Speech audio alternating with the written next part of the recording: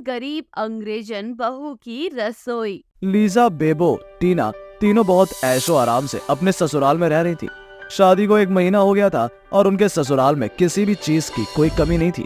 लेकिन कहते हैं ना, समय एक जैसा नहीं होता और एक समय ऐसा होता है कि इंसान के पास सब कुछ होता है और एक समय ऐसा भी आता है जब इंसान के पास कुछ भी नहीं होता।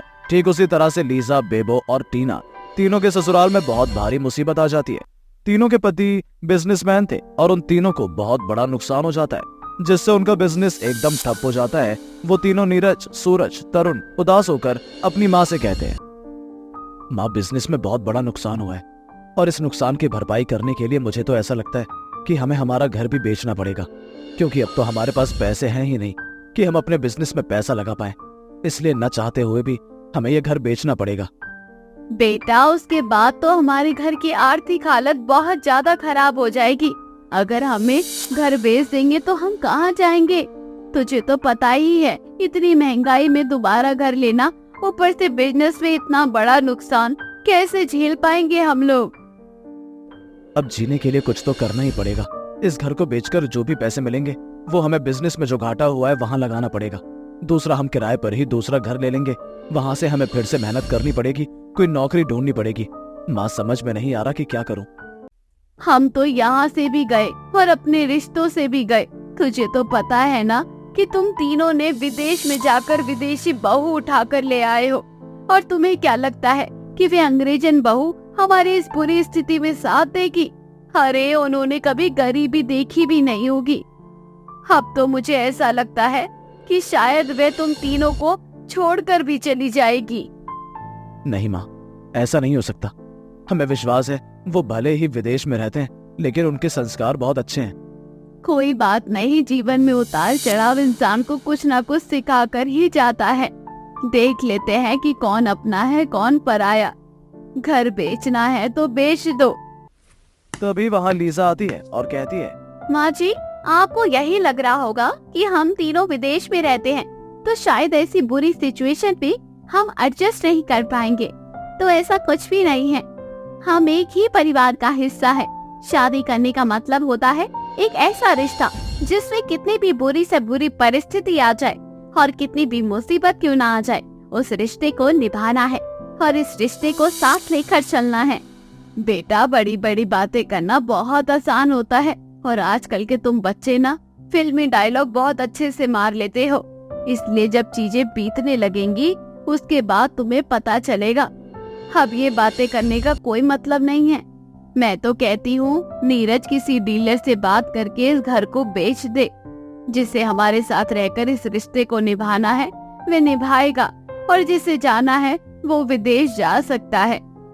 ऐसे ही कुछ दिन बाद नीरज अपने भाइयों के साथ मिलकर अपना घर बेच देता है और वो पूरा परिवार एक किराए के मकान पर शिफ्ट हो जाता है। ऐसे ही एक दिन तीनों बहुएं आपस में बातचीत करती हैं और कहती हैं, देखो, माँ जी को ऐसा लगता है कि हम उनकी कंट्री के नहीं हैं, इसलिए हम घर को नहीं संभाल सकते। हम उन्हें इस बुरी सिचुएशन में छोड़कर चले जाएंगे।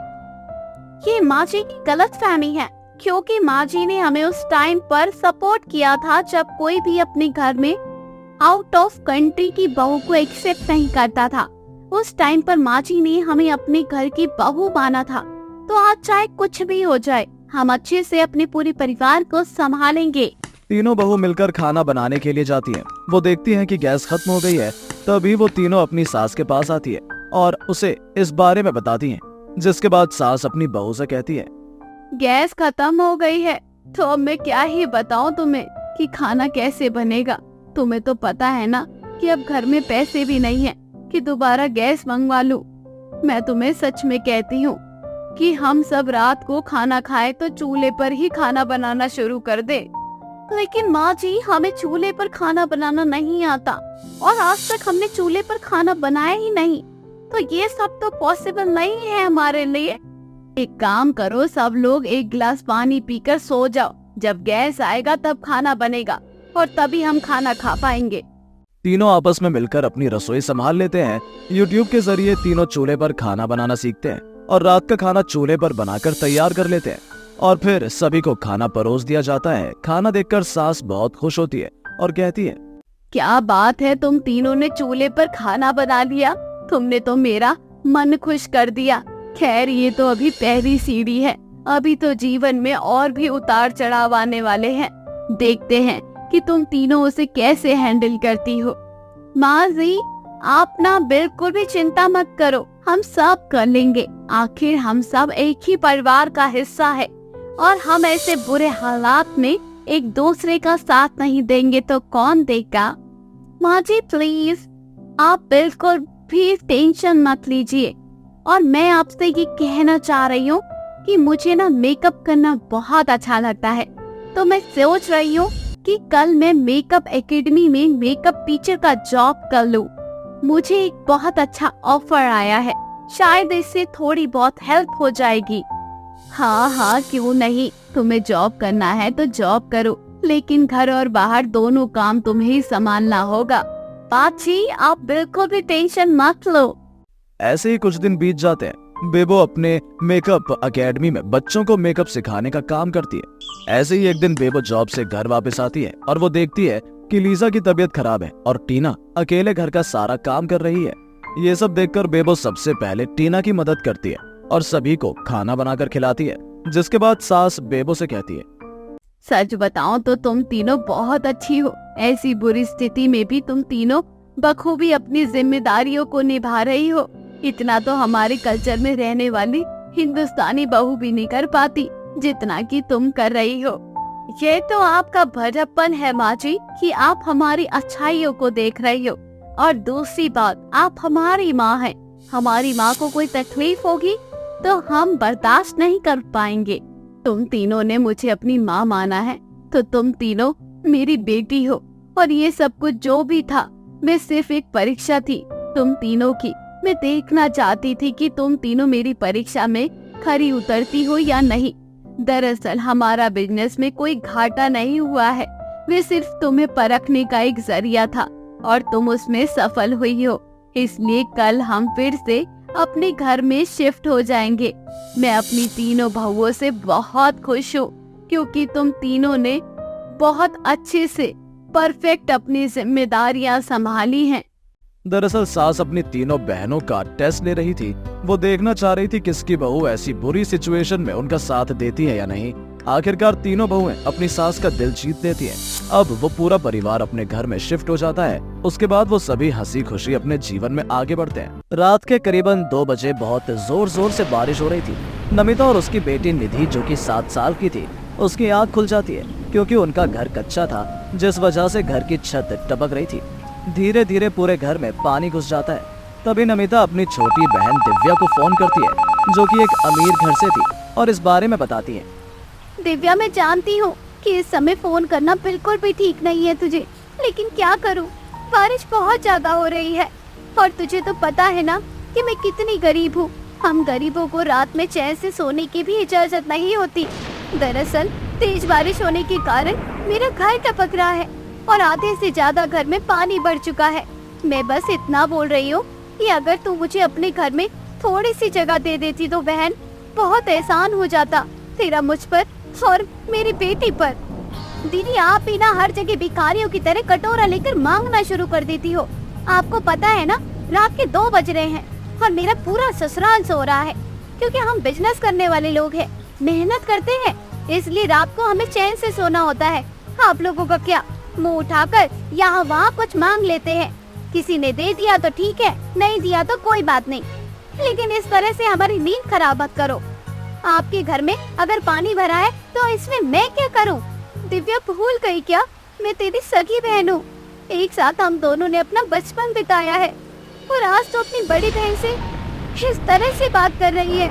माना कि मैं गरीब हूँ, लेकिन हूँ तो इंसान ना, और लोग अपनों से मदद नहीं मांगते तो किससे मांगते हैं? आज अगर इस समय तू मेरी मदद नहीं करेगी तो मैं किससे उम्मीद रखूं कि वह मेरी मदद करेगा? देखो, अपनी बहन बहन बोलकर ना मेरी बेइज्जती तो मत करो और आइंदा मुझे फोन मत करना। आपको पता है, आपकी वजह से ना मेरी बहुत बेइज्जती हो सकती है।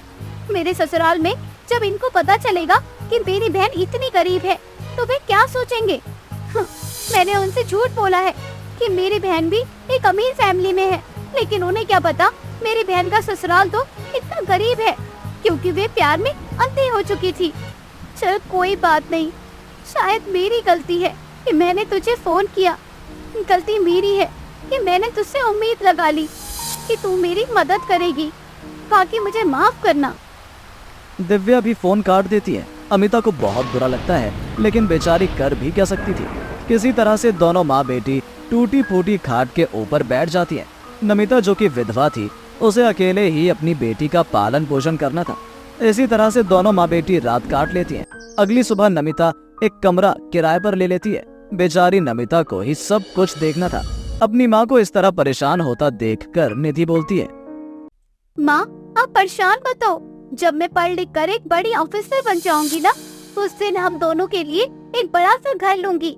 और जब बारिश आएगी ना, तब हमारा घर भी नहीं टपकेगा और हमें किसी से रहने के लिए उनका घर भी नहीं लेना पड़ेगा। हाँ मेरी बच्ची, तू जल्दी से बड़ी हो जा, पढ़ लिख कर मेरा नाम रोशन कर। नमिता मेहनत मजदूरी करके अपनी बेटी निधि को एक अच्छे स्कूल में पढ़ने भेजती है। वहीं नमिता की छोटी बहन दिव्या की बेटी काव्या भी पढ़ने जाया करती थी, लेकिन निधि हमेशा अच्छे नंबर लाया करती थी, जिस वजह से निधि और उसकी माँ की बहुत तारीफ हुआ करती थी। ऐसे ही देखते देखते अब 17 साल बीत जाते हैं। निधि भी अब बड़ी हो चुकी थी। अब वो दिन रात अपनी पढ़ाई पर ध्यान दिया करती थी। ऐसे ही रात के 2 बजे तक निधि पढ़ रही थी। अचानक बारिश होना शुरू हो जाती है और अब किराए का मकान भी पुराना होने की वजह से टपकने लग रहा था। निधि को पढ़ाई करने में बहुत परेशानी हो रही थी। तभी वहाँ नमिता आती है और बोलती है, माफ करना बेटी, मैं खुद को एक अच्छी माँ नहीं बना पाई। हमेशा से अपनी बेटी को गरीबी में ही रखा और आज मेरी बेटी इतनी बड़ी हो गई, फिर भी उसकी कोई ख्वाहिश पूरी नहीं कर पाई। माँ आपने जो मेरे लिए किया है ना, वे शायद कोई भगवान भी ना कर पाए। इसलिए अब वक्त आ गया है कि मैं आपके लिए कुछ करूं। जैसे ही मेरा सिलेक्शन हो जाएगा ना, उसके बाद हमारा वक्त बदल जाएगा। भगवान से यही दुआ है कि जल्द से जल्द तेरे सपने पूरे हो। तो वहीं दूसरी तरफ दिव्या अपनी बेटी काव्या से हमेशा परेशान थी। रात 2 बजे तक अपने बॉयफ्रेंड से फोन पर बातचीत किया करती थी। जब दिव्या की नजर अपनी बेटी पर जाती है तो वो उसे खींचकर एक थप्पड़ मारती है और कहती है, शर्म आनी चाहिए तुझे। अरे जरा उस गरीब निधि से सीख। इतनी गरीबी होने के बाद भी वे दिन रात पढ़ाई करती है, बड़े बड़े सपने देखती है। और एक तू है, रात के समय में बॉयफ्रेंड के साथ सपने देखती है। अभी वे निधि इस समय पढ़ाई कर रही होगी क्योंकि उसे ऑफिसर बनना है। और एक तू न जाने क्या सोचती है अपने फ्यूचर को लेकर। माँ मुझे अपने फ्यूचर को लेकर ना कुछ भी नहीं सोचना, क्योंकि मेरे पास सब कुछ है। पैसा है, गाड़ियाँ है। फालतू में पढ़ाई लिखाई करके क्या होगा। सही बात है तो तू मेरी बेटी, घमंड जाएगा कहाँ तेरा। तुझे पता है अगर वे निधि ऑफिसर बन गई ना, तो सब लोग हमारे ऊपर थू थू करेंगे, क्योंकि हमारे पास सारी फैसिलिटी होने के बाद भी हम कुछ नहीं कर पाए। और वे गरीब होने के बाद भी टपकती हुई छत के नीचे गुजारा करके एक ऑफिसर बन गई। वे मुझसे बर्दाश्त नहीं होगा कभी। सिंपल सी चीज है, एक काम करो, निधि को और उसकी माँ को यहाँ बुला लो। यहाँ आ जाएंगे, उसके बाद मैं अपने रंग में रंग दूंगी। कहते हैं संगति अच्छे को बिगाड़ देती है। फिर वो क्या चीज है। और वह जब मेरी तरह बन जाएगी तो ऑफिसर कभी नहीं बन पाएगी। दिव्या अपनी बहन नमिता को फोन करके अपने घर में रहने के लिए बुलाती है, जिसके बाद नमिता दिव्या को बोलती है, दिव्या तूने मेरे लिए बस इतना ही सोच लिया, यही बहुत है। बाकी अब इसकी कोई जरूरत नहीं है। जब इतना सब कुछ हमने ले ही लिया अपने जीवन में, तो कुछ दिन की और बात है। मेरी बेटी मेरा बेटा है, वे मेरा कंधा है। और जब मेरे पास मेरी जैसी बेटी है तो किसी चीज की कोई कमी नहीं है मुझे। बाकी तेरा बहुत बहुत शुक्रिया कि तूने हमारे बारे में इतना सोचा। ऐसे ही समय बीतता जाता है। अब निधि ऑफिसर बनने का अगला कदम रखती है। एग्जाम देने के बाद निधि का इंटरव्यू होता है और इंटरव्यू के बाद में उसका सिलेक्शन हो जाता है और अब वो अपने सपने को पूरा कर लेती है। निधि का सपना पूरा होता देख नमिता की आंखों में आंसू आ जाते हैं। खुशी से दोनों माँ बेटी झूम उठती हैं। निधि सबसे पहले अपने लिए एक बड़ा सा घर लेती है और अपनी माँ के सारे सपने पूरे करती है। तो वहीं दूसरी तरफ दिव्या को खुद की परवरिश पर बहुत शर्मिंदगी महसूस हो रही थी।